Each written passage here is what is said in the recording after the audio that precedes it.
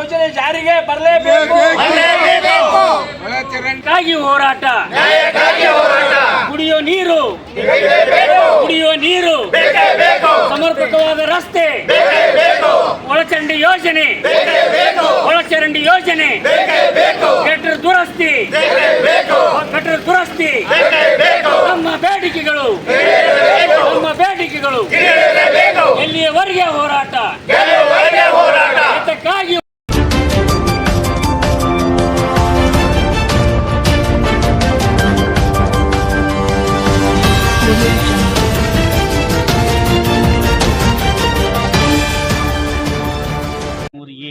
ಕಣಬರಗಿ layout ಬುಡಾಕ್ ಸಂಬಂಧಪಟ್ಟಂತ layout ಇದು ಸುಮಾರು 24 ವರ್ಷ ಆಯ್ತು ಅಭಿವೃದ್ಧಿ ಪಡಿಸಿ. ಇದುವರೆಗೂ ಕೂಡ ಸಂಪೂರ್ಣವಾಗಿ ಅಭಿವೃದ್ಧಿ ಆಗಿಲ್ಲ. ಹಲವಾರು ಬಾರಿ ನಾವು MLA ಗಳಿಗಾಗಲಿ, ಮಂತ್ರಿಗಳಿಗಾಗಲಿ ಮತ್ತು ಜಿಲ್ಲಾಧಿಕಾರಿಗಳಿಗೆ, ಸರ್ಕಾರಕ್ಕೆ ಮನವಿ ಮಾಡಿದರೂ ಕೂಡ ಹಲವಾರು ಕೆಲಸ ಕಾರ್ಯಗಳು ಇನ್ನೂ ಸ್ಥಗಿತ ಆಗಿವೆ. ವಿಶೇಷವಾಗಿ ಏನು ಅಂತ ಹೇಳಿದ್ರೆ ಒಳಚರಂಡಿ ಯೋಜನೆ ಬಹಳಷ್ಟು ವಿಚಾರವಾಗಿ ನಾವು ಹಲವಾರು ಅಧಿಕಾರಿಗಳ ಸಮ್ಮುಖದಲ್ಲಿ ನಾವು ಚರ್ಚೆ ಮಾಡಿದರೂ ಕೂಡ ಇವತ್ತಿನವರೆಗೆ ಆ ಒಳಚರಂಡಿ ಯೋಜನೆಯನ್ನ ಕೈಗೆತ್ತಿಕೊಂಡಿಲ್ಲ. ಸಮರ್ಪಕವಾಗಿ ಕುಡಿಯುವ ನೀರನ್ನ ಸರಬರಾಜು ಮಾಡಲಾಗ್ತಾ ಇದೆ ಮತ್ತು ರಸ್ತೆ ನಿರ್ಮಾಣ ತಾವು ನೋಡ್ತಾ ಇದೆ. ಸಾಕಷ್ಟು ಸಲ ತಾವು ಕೂಡ ಬಂದಿದ್ದೀರಿ. ಆ ರಸ್ತೆ ಕೂಡ ಸಮರ್ಪಕವಾಗಿ ಆಗಿಲ್ಲ. ಈ ಹಿನ್ನೆಲೆಯಲ್ಲಿ ನಾವು ರಾಮತೀರ್ಥ ನಗರದ ವಿವಿಧ ಸಂಘಟನೆಗಳು ಇವತ್ತು ಬುಡಾ ಮೀಟಿಂಗ್ ಇರೋದ್ರಿಂದ ಎಲ್ಲಾ ಸಂಘಟನೆಯ ಪದಾಧಿಕಾರಿಗಳು ಇಲ್ಲಿ ಬಂದು ಆ ಒಂದು ರಾಮತೀರ್ಥ ನಗರದ ಸರ್ವತೋಮುಖ ಅಭಿವೃದ್ಧಿಯನ್ನ ಪಡಿಸಬೇಕು ಅಂತ ಒತ್ತಾಯಪೂರ್ವಕವಾಗಿ ನಮ್ಮ ಕಮಿಷನರ್ ಮತ್ತು MLA ನಾವು ಈ ಮೂಲಕ ಒತ್ತಾಯಪಡಿಸ್ತಾ ಇದ್ದೀವಿ. ಒಳಚರಂಡಿ ಯೋಜನೆ ಪೆಂಡಿಂಗ್ ಇದೆ. ಕುಡಿಯುವ ನೀರು ಸಮರ್ಪಕವಾಗಿ 8 ದಿವಸಕ್ಕೆ ಒಂದ್ಸಲ ಕುಡಿಯುವ ನೀರು ಬರ್ತಾ ಇದೆ. ರಸ್ತೆಗಳು ಡಾಂಬರೀಕರಣ ಆಗ್ತಾ ಇಲ್ಲ ಸರಿಯಾಗಿ. ಗಟರ್ಗಳು ಸಂಪೂರ್ಣವಾಗಿ ನಿರ್ಮಾಣ ಆಗಿಲ್ಲ. ಕೆಲವೊಂದು ಕಡೆ ಆಗಿದಾವು, ಕೆಲವೊಂದು ಕಡೆ ಆಗಿಲ್ಲ. ಉದ್ಯಾನವನ ಮೇಂಟೆನೆನ್ಸ್ ಇಲ್ಲ ಗುಡ್ಡದಿಂದ. ಅದಕ್ಕೋಸ್ಕರ ಮತ್ತು ನಾಯಿಗಳು ಹಾವಳಿ ಅಂತ ಬಹಳಷ್ಟು ಹಾವಳಿಯಾಗಿದೆ.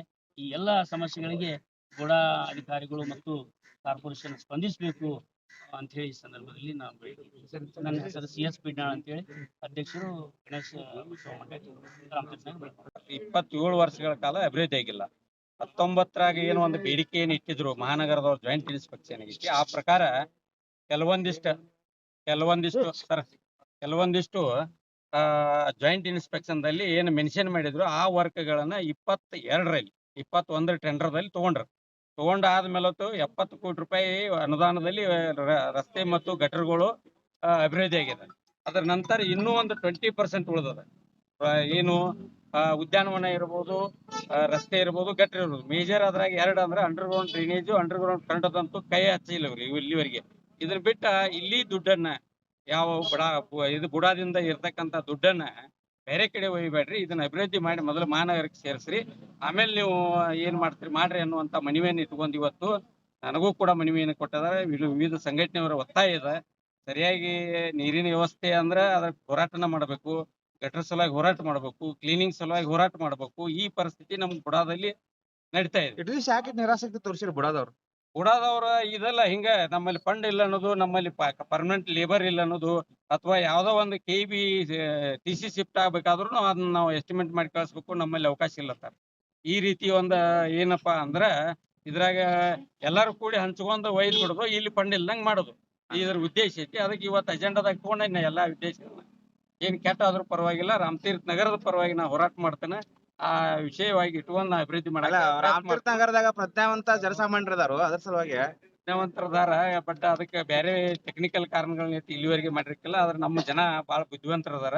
ಇವತ್ತು ಹೋರಾಟ ಇಳಿದ್ ಬಿಟ್ಟಾದಾರ. ಅದಕ್ಕೆ ಅದನ್ನ ನೋಡೋಣ ಯಾವ್ಯಾವ್ದಾವು. ಇನ್ನೂ ಒಂದು 20% ಈಗ ಇವ್ರದ್ದು ಲೈಬ್ರರಿ ಐತಿ, ಇವ್ರದ್ದು ಅಂದ್ರೆ ಸಾಕಷ್ಟು ವಿವಿಧ ಸಂಘಟನೆಗಳಿಂದ ಏನೇನ್ ಆಗ್ಬೇಕಾಗಿಲ್ಲ. ಇನ್ನೂ ಒಂದು 20% ಎಲ್ಲಾನು ಆಗಿಲ್ಲ ನಂಗಿಲ್ಲ, ಇನ್ನೂ ಒಂದು 20% ಉಳಿದದ. ಅದನ್ನ ಮಾಡ್ರಿ, ಮಹಾನಗರಕ್ಕೆ ಸೇರಿಸ್ರಿ ಅನ್ನುವಂತ ಮನವಿಯನ್ನು ಇಟ್ಟಿದ್ವಿ. ಡಿಸ್ಟ್ರಿಕ್ಟ್ ಮಿನಿಸ್ಟರ್ ಕೊಟ್ಟಿದ್ವಿ, MLA ಅವ್ರಿಗೆ ಕೊಟ್ಟಿದ್ವಿ, ಅಧ್ಯಕ್ಷ ಕೊಟ್ಟಿದ್ವಿ, ಕಮಿಷನರ್ ಕೊಟ್ಟಿದ್ವಿ. ನಾನು ಕೂಡ ಒಬ್ಬ ಬುಡಾ ಡೈರೆಕ್ಟರ್ ಆಗಿ ನಾನು ಅಲ್ಲಿ ಸಬ್ಜೆಕ್ಟ್ಗಳನ್ನ ಇಟ್ಟಿದ್ದೀನಿ. ಇದನ್ನ ಎಲ್ಲ ಪಾಸ್ ಮಾಡಕ್ಕೆ ಪ್ರಯತ್ನ ಮಾಡ್ತೀವಿ, ಒತ್ತಾಯ ಮಾಡ್ತೀವಿ. ಅದಾದ್ಮೇಲೆ ನಿಮ್ಗೆ ಮತ್ತೊಂದು ನಾವು ಹೇಳ್ತೀವಿ. ಧನ್ಯವಾದಗಳು ಮಾಧ್ಯಮದವರಿಗೂ ಮತ್ತು ರಾಮತೀರ್ಥ ನಗರ ರವಾಸಿಗಳಿಗೂ ಧನ್ಯವಾದಗಳು.